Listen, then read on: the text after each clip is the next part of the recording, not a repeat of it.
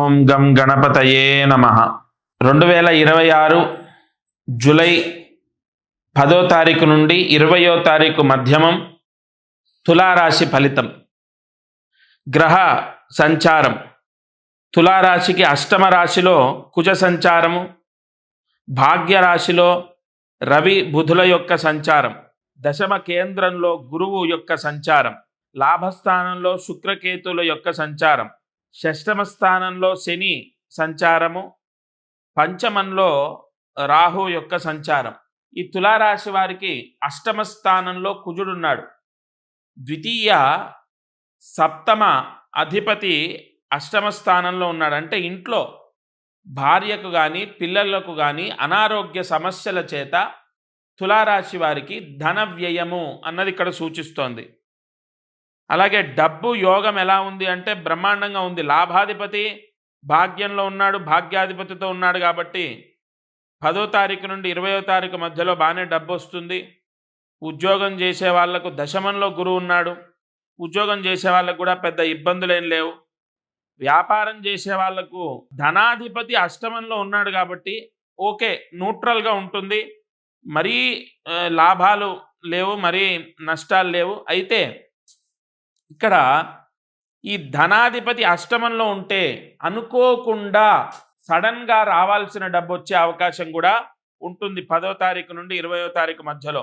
ఆరోగ్య విషయంలో మధ్యమ అంటే అనుకూలంగానే ఉంటుంది, పెద్ద అనారోగ్య సమస్యలు ఉండవు. తర్వాత నూతన వాహనం ఏదైనా తీసుకోవచ్చా? ఈ నూతన వాహనం తీసుకోవడానికి పెద్ద ఆటంకాలు ఏం లేవు, తీసుకోవచ్చు. అయితే మనకు ఆషాఢమాసం అని చెప్పి ఏదైనా సెంటిమెంట్ ఉంటే ఆగిపోండి. మిగతాదంతా కూడా అంటే వాహన పరంగా ఇబ్బందులు కానీ గండాలు కానీ ఏం లేవు. నూతన వాహనం తీసుకోవడానికి సమయం అనుకూలంగానే ఉంది. లేదా ఏదైనా వెహికల్ సేల్ చేయాలన్నా కూడా మీకు మంచి అంటే కలిసి వస్తుంది, మంచి రేటే వస్తుంది, ఇబ్బంది లేదు. ఇంట్లో గొడవలు, చికాకులు, మనస్పర్ధలు తగ్గుతాయి.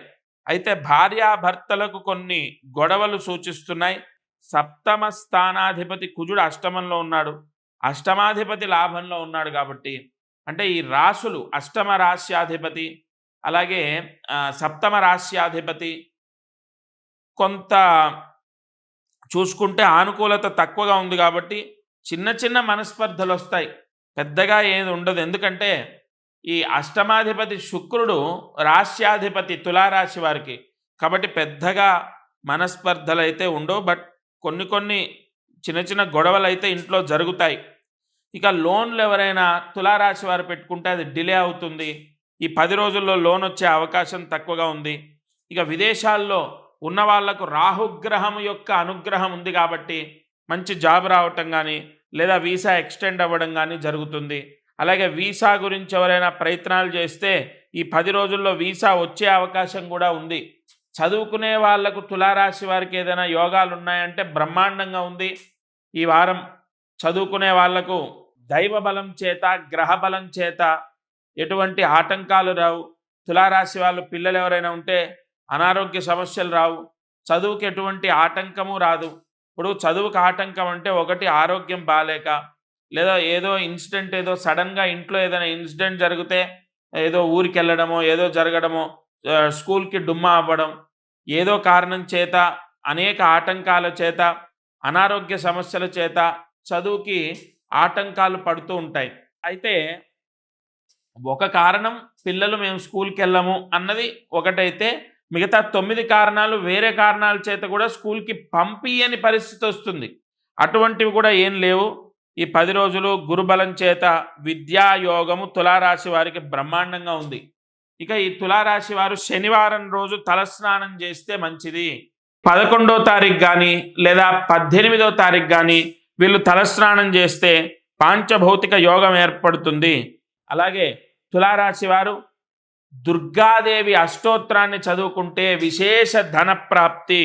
ఇక దగ్గరలో ఉన్న వెంకటేశ్వర స్వామి దర్శనం చేస్తే చాలా చాలా చాలా యోగం తులారాశి వారికి. వీరు వీలైతే తులారాశి వారు అన్నదానం చేయండి, లేదా బియ్యము 1 అన్నదానం చేయండి. ఎవరికైనా అన్నదానాన్ని చేయండి, లేదా ఎక్కడైనా అన్నదానం జరుగుతుంటే అక్కడ డొనేషన్ ఇవ్వండి.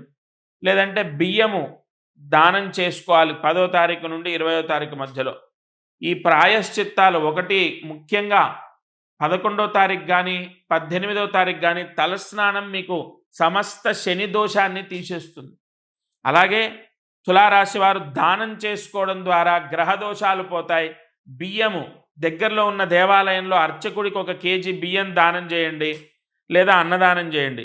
ఇక రెండవది, ఖచ్చితంగా దుర్గాదేవి అష్టోత్తరాన్ని చదివితే మీకు సర్వ ధన ప్రాప్తి అన్నది సిద్ధిస్తుంది. అలాగే వెంకటేశ్వర దర్శనం కూడా ఈ 10 రోజుల్లో శుభ ఫలితాలని ప్రసాదిస్తుంది.